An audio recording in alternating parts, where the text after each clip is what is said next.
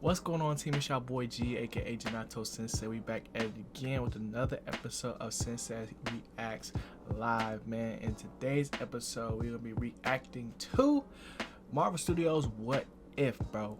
We did a little talk after we watched the episode, man. That's what you guys are going to check out. We do this live on Twitch, so if you're not following the Twitch stream, definitely go do that. Twitch.tv/Ginato Sensei.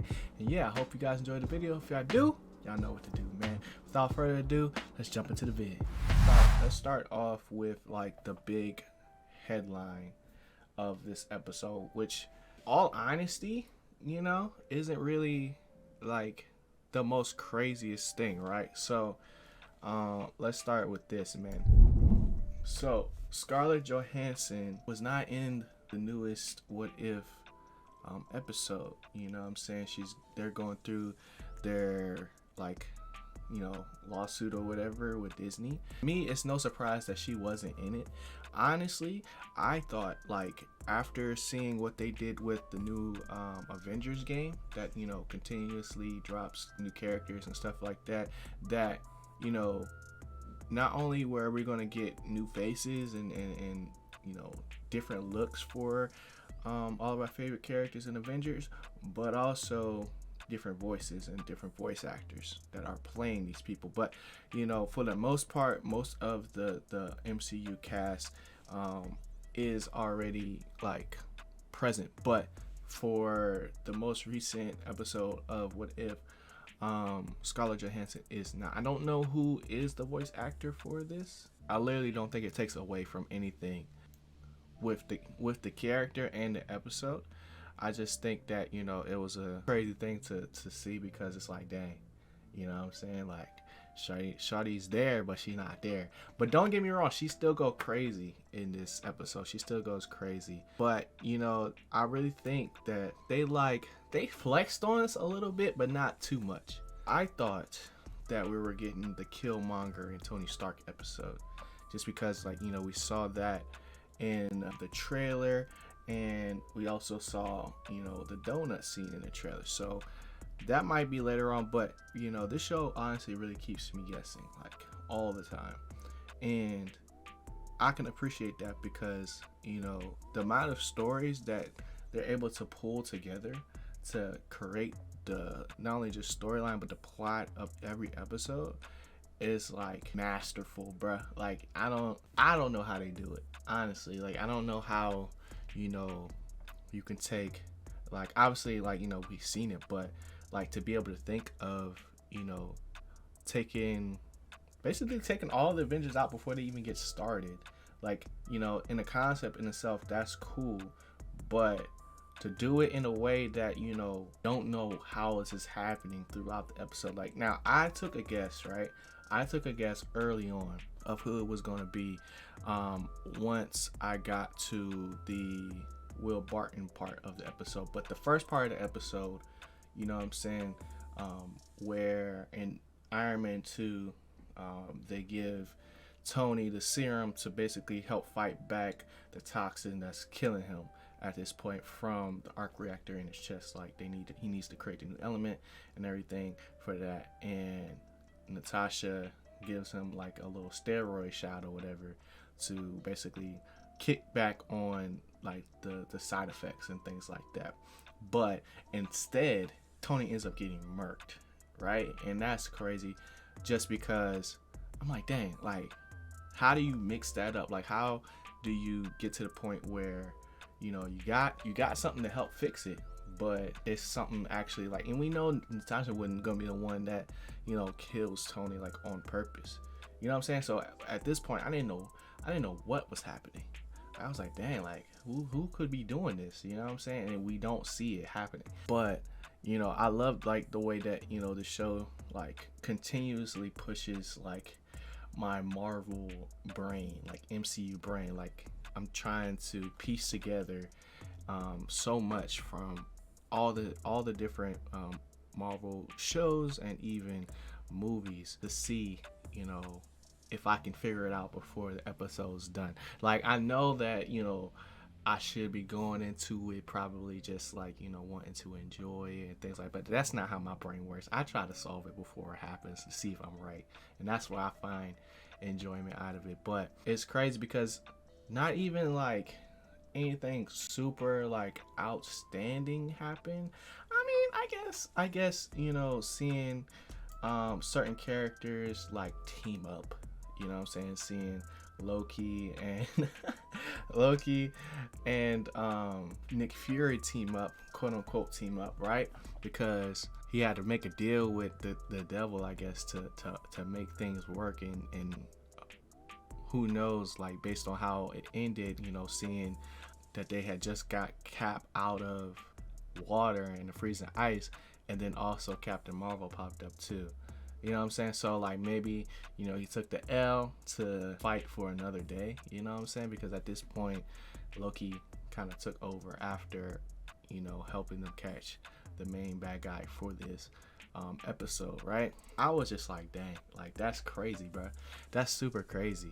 And I like the way that they leave things like sort of open-ended. I like, the different cameos that we got, especially Hulk, right? Because Hulk is one of those characters that, like Natasha, right? I haven't really got their just due in like their solo movies, right? Because first Hulk movie came out so long ago, right? It came out a long time ago, right? And it wasn't a part of the MCU, but when Hulk showed up, and the first Avengers movie, like that was a big thing, but we never really got his origin story. So for them to do it and redo it in the animated series for What If, like that was cool to see, because even though it's not like a super canon version of it, like what actually happened in the main universe, it's something that we haven't seen like from a visual standpoint. Like to our knowledge at this point, like Hulk is indestructible. Like there was moments, where Bruce Banner even said like, he put a gun to his head and the big guy spit it out, like spit the bullet out. And I was just like, dang, that's crazy. But to see, bro, this man right here, bro, not even the original Ant-Man, right? But he has the Wasp suit on. See him be the one that is like the mastermind behind killing all of the Avengers before they even became the Avengers, starting with Tony Stark, then forcing Hawkeye to kill Thor when he was in his most vulnerable state, when he wasn't worthy. That was crazy, right? And then somehow kills Will Barton while he was in his cell. Like, then you get Hulk too. We see like Hulk basically implode from the inside out, but they, break it down, entering him through freaking Bruce Banner and then enlarging his heart, and then he just like explodes. And it makes sense though. Like if you can't like destroy the Hulk from the or outside, then you go from the inside out, and that was crazy to see. And just like this all to be because his daughter died originally whenever she was a part of SHIELD, before Ant-Man was even a thing. You know what I'm saying? Like that's crazy. And it's just like his grief for her and his wife led him to this point. Now, what they ended up doing with him, once they got back to Asgard or whatever, like that's still open-ended, which is cool. But we got to see like what if the Avengers never really was able to get together. Phil Coulson's still alive. Fury had to make a deal with Loki, and then Captain Marvel pops up way earlier than usual, So it was cool to see like how much thought that has gone into like the theory crafting of like what if a lot of these things happen, right? For it to be housed in the full universe and seeing it play out in, not a lot of time. The episodes aren't super long. For them to be able to pull like 4 or 5 movies together in one episode in like 45 minutes or something like that, that's crazy, bruh. That's insane. And I just like, I can't believe it. I can't believe like that they're that good. Like, and I don't know, like soon as I think, I know where they're going, they just continue to surprise me. You know what I'm saying? Like I was saying, I just knew that this was going to be the Killmonger episode, but that just wasn't the case. And I also like being able to spot like and see in each episode like the Easter egg, like where the watcher is looking from. You know what I'm saying? In this episode, it was during Phil Coulson's drive or whatever. Like, and we saw the watcher in the background. Like that was cool. But you know, as far as you know, an episode like that was, to me, that was it the best one so far? I don't know. Cause I still gotta do my stamp or nod for this, but I don't know if this was the best. This might be my favorite one. Maybe because of all the cameos, but that's pretty much it for this episode of Sensei Reacts, because you know this joint was tough. And I appreciate y'all for watching. If you enjoyed the video, hit that like button, hit the subscribe button. We're on the road to 1,000 subscribers, bro. And any bit of support is greatly appreciated. I'ma holla at y'all. Y'all be easy. Y'all know the vibes. Always keep growing. Let's keep going. It's me, your boy G. I'm gone. Peace.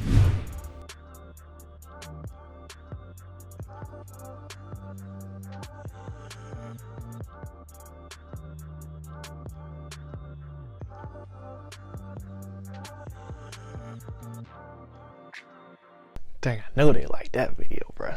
That's crazy. I can't wait to see the comment. Whoa, what are you still doing here? Well, since you're here, you might as well hit that like button, hit the subscribe button if you haven't already, because if you didn't, what are we really here for? If you're still here at this point, you probably still want to know and talk more about it. So come through on the Twitch stream, man. Twitch.tv/Ginato Sensei. I want to see you in the chat. Let me know you came from YouTube, and we could talk about today's video, discuss anime, movies, films. Y'all already know what it is, bro. Wait, that's still not it? Oh, I know what it is. You was wondering about this drip right here. Well, you can check that out on IG, Growth Apparel. That's Growth Apparel, GRWTH. It's on the screen right now. So go copy you a tee, man. I'm gonna see y'all in chat. I'm gonna see y'all in these comments. I appreciate y'all once again. Y'all already know I rocks with you, bro. I'm out of here. You still here? Ah, y'all gang.